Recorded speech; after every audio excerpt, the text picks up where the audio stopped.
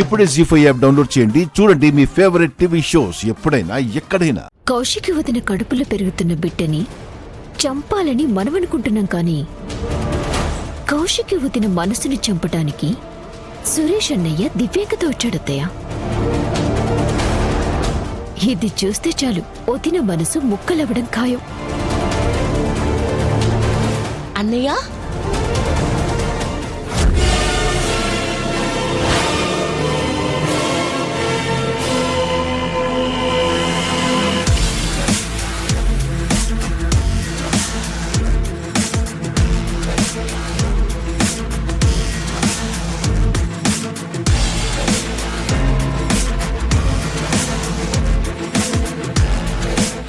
అయ్యో madam,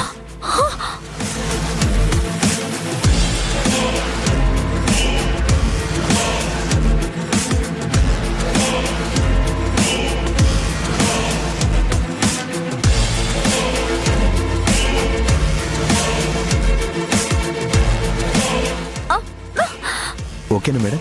okay, నొప్పిగా ఉందా? కొంచెం ఉంది సురేష్ గారు. ఈ నొప్పిని నేను భరిస్తాను, మీరు వెళ్ళండి. అవతల మీ వైఫ్ నన్నే కోపంగా చూస్తుంది. పర్లేదు మేడం, మీరు రండి.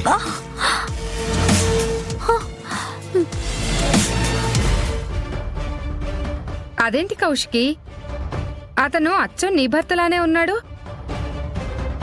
భర్తలా ఉండడం కాదు, ఆయన కౌశికి భర్తే. అయ్యో రామా, ఇదేం విడ్డూరం మానసా. కట్టుకున్న పెళ్ళాం ఇక్కడుంటే ఇంకో దాన్ని పట్టుకుని వెళ్తున్నాడు. అది విడ్డూరం కాదు తులసి. ఈ భార్యాభర్తల మధ్య దూరం కాస్త వాళ్ళిద్దరి మధ్య దగ్గరయ్యింది. మొన్న మధ్య కౌశికి అత్తగారి మీద కేసు పెట్టి అరెస్ట్ చేయించింది కదా. మా అమ్మనే అరెస్ట్ చేస్తావా అని ఆయన గారు కౌశిక్కి శిక్ష విధించాడు. ఓహో, అంత జరిగిందా? హలో, ఫ్యామిలీ అన్నాక 1,00,000 ప్రాబ్లమ్స్ ఉంటాయి. ఏ మీ ఇంట్లో లేవా అండి ప్రాబ్లమ్స్? అనవసరమైన వాటి గురించి మాట్లాడకుండా వచ్చిన పని చూసుకోండి. అయ్యో రామా, సాటి ఆడదాని కాపురం కళ్ల ముందే కూలిపోతుంటే ఏదో జాగ్రత్తలు చెప్తున్నావు. కోపాలు ఈ రోజుంటాయి, రేపు పోతాయి. కానీ మొగుడు ఈ రోజు పోతే రేపు రాడు కదా. ముఖ్యంగా పరాయి ఆడదాన్ని నమ్మిన మగాడైతే అస్సలు రాడు. కౌశికి, నీ మొగుణ్ణి నువ్వు జాగ్రత్తగా పెట్టుకుంటావని చెప్తున్నావు. ఆ తర్వాత నీ ఇష్టం అమ్మా.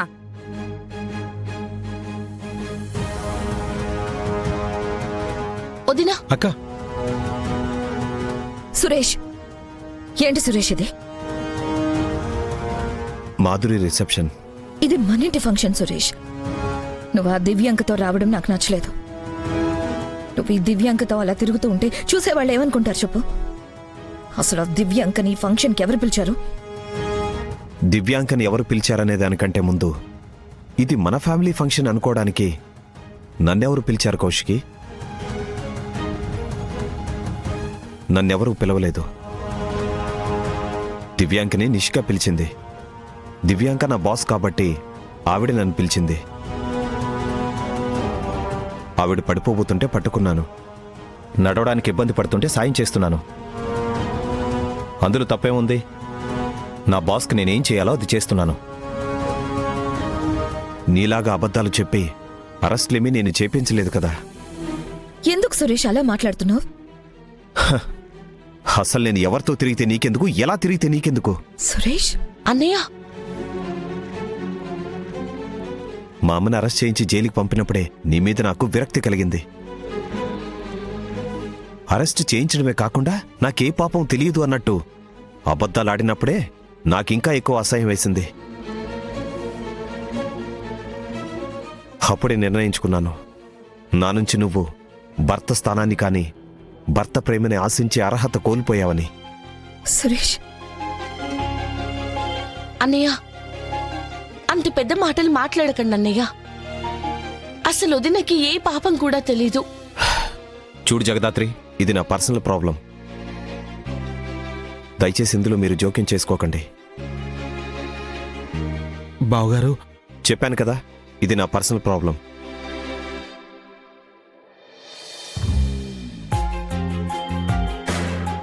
ఏంటి సురేష్, నడవడానికి ఇబ్బంది పడుతున్న నన్ను నిలబెట్టి ఎంతసేపు ఇలా మాట్లాడతావు? సారీ మేడం, పదండి వెళ్దాం. సారీ ఎందుకు dear, it's okay.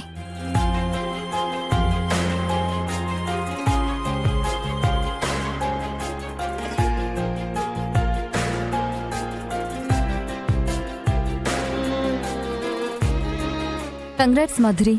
Thank you. Congrats. Thank you. Congrats.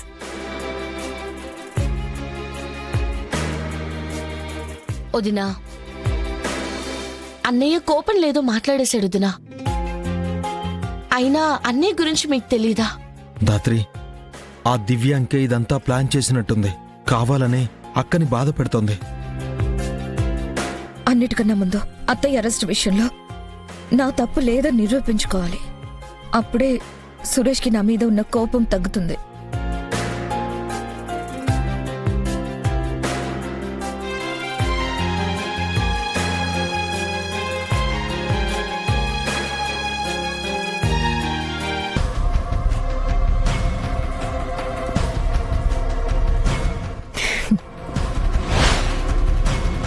కీర్తి,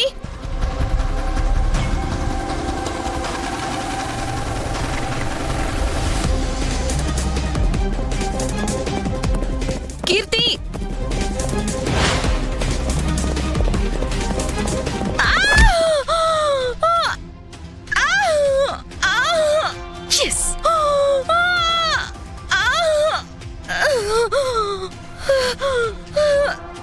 రిషి, ఏం చేస్తా ఉండావు? ఏమై ఉండది?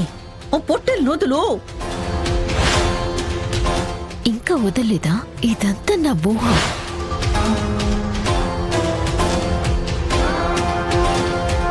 ఇప్పమ్మి.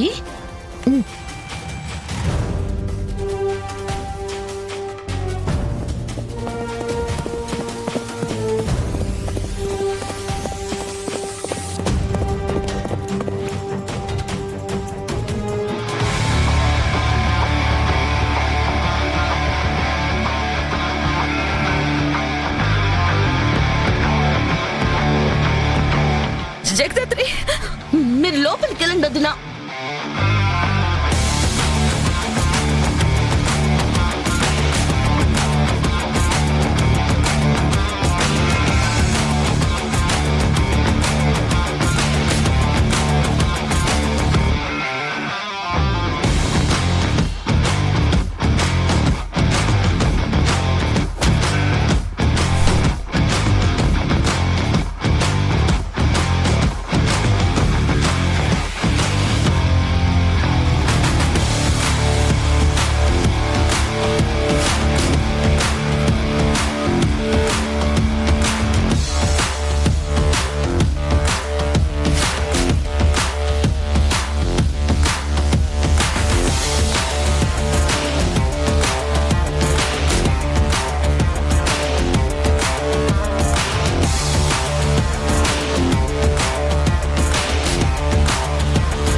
జీ5 యాప్ డౌన్లోడ్ చేసి అన్ని ఎపిసోడ్స్ పూర్తి ఉచితంగా చూడండి.